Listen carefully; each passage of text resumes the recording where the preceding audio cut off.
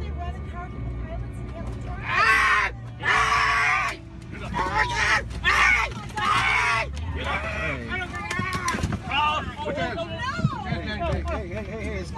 come on. Come on.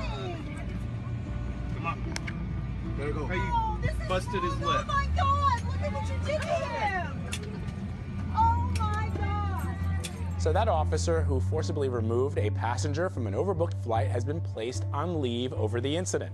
This afternoon, Chicago's Department of Aviation says the actions of the aviation security officer were not condoned by the department, which has ordered a review of the situation.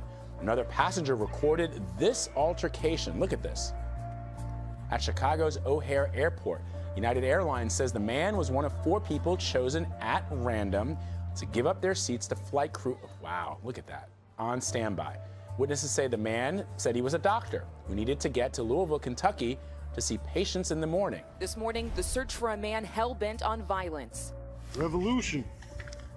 It's time for change. His rage pinned in a 161-page manifesto addressed to the White House, expressing murderous outrage towards the government and police, as well as anti-religious sentiments. Game time. More than 150 federal, state, and local officers now on a nationwide manhunt for Joseph Jakubowski, shown mailing that manifesto. Authorities say the 32-year-old is armed and dangerous after allegedly robbing a Wisconsin gun store last week. According to police, Jakubowski reportedly broke into Armageddon Supplies Tuesday at 8:40 p.m. These surveillance images appear to show the suspect stealing 16 high-end firearms, including 2 assault rifles, possibly some gun silencers. 30 minutes later, police say Jakubowski set his own car on fire, leaving it abandoned nearby.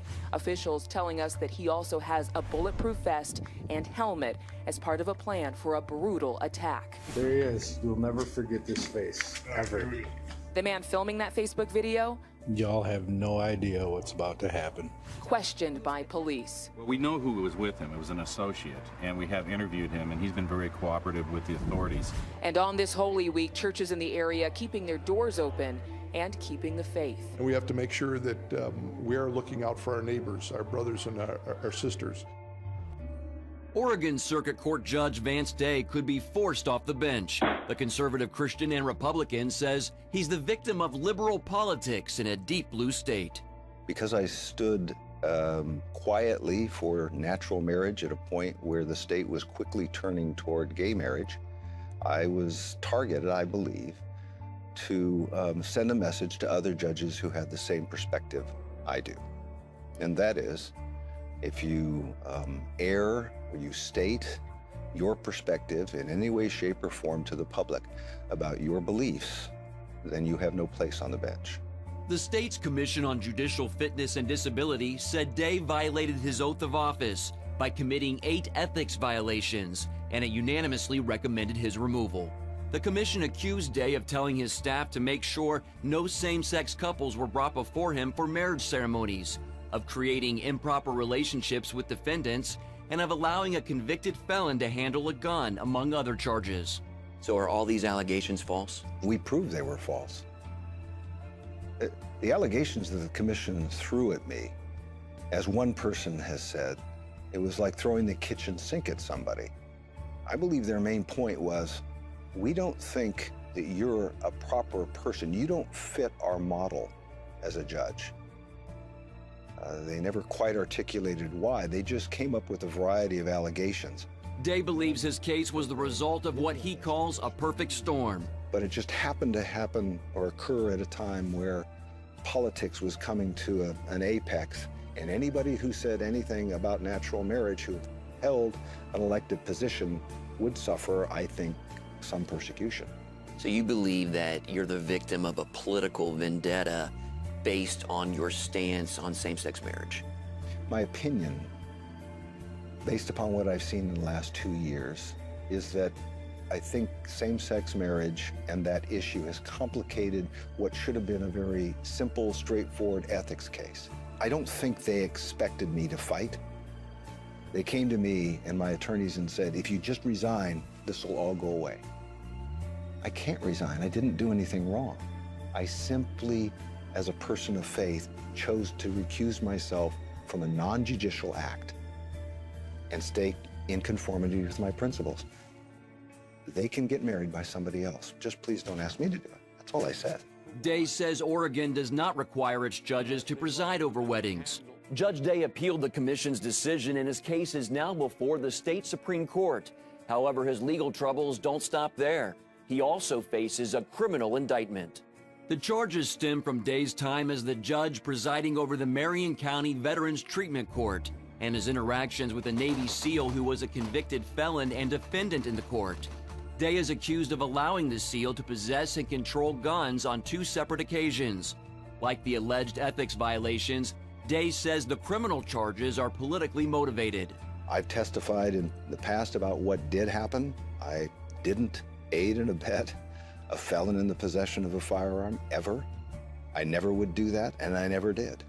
Former Virginia Governor Bob McDonnell told CBN News he believes Day will be found innocent.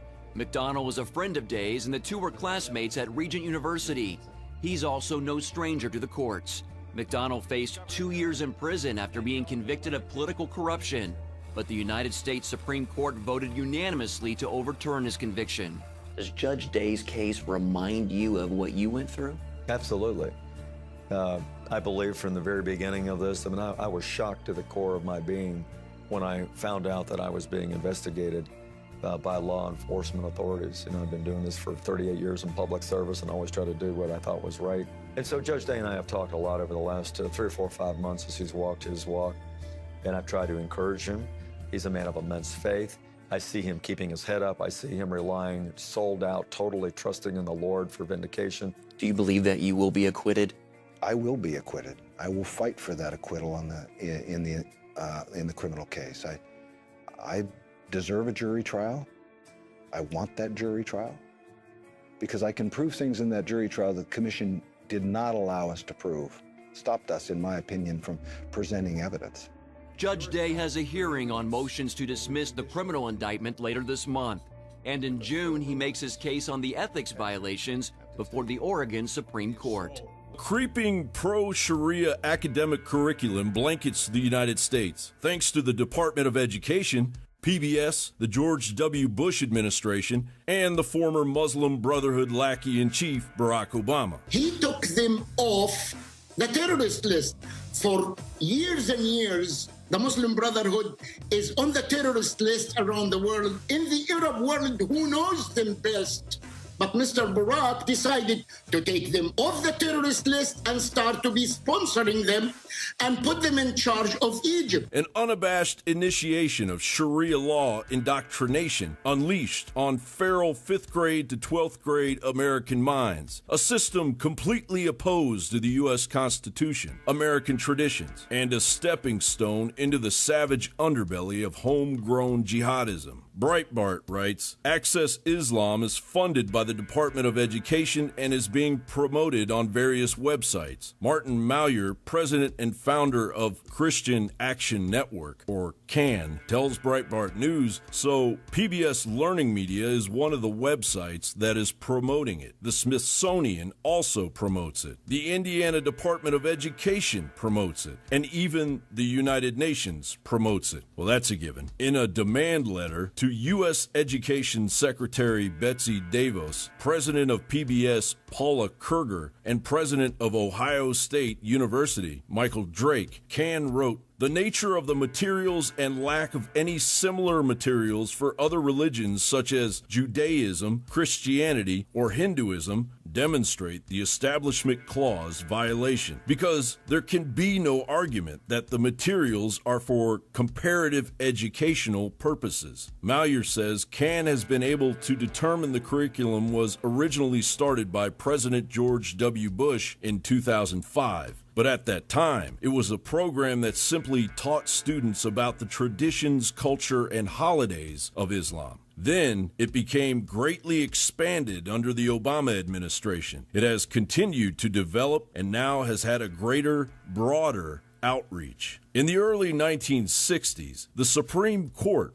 ruled on Engel versus Vital and Abington School District versus Shemp, declaring school-sponsored prayer and Bible readings unconstitutional. So why is the indoctrination of Sharia protected? And by what? Certainly not the U.S. Constitution. It appears to be protected by a league of bleeding heart lefties and Sharia advocates inhabiting the legislatures across America. For example, on March 25th, the Montana legislature passed in a tight vote, 56-44, to ban Sharia law in the United States. Sharia law boldly states that it is the only law of the land, thus eventually circumventing the U.S. Constitution. The U.S. Constitution, which is made by people, and the Sharia law is made by Allah, so that is all the way above. That has to be definitely in the land, not for the America, for the whole world would be above. So that should be above the U.S. Constitution. Yes. And what are your views on, say, local U.S. governing laws versus Sharia law? A lot of people are pretty turned off by the word Sharia, but there's not much to it. It's really just the same fundamentals that are laid out in the Constitution. Negative. Under Sharia law, wives can be beaten. Under Sharia law, females enjoy fewer rights than males. Under Sharia law, wives should be subservient to their husbands. And under Sharia law, women are deemed lacking in faith and intelligence. All of these things do not happen under the Constitution because men and women had the exact same rights. So, who were the 44 fools in Montana who voted against it? It's nothing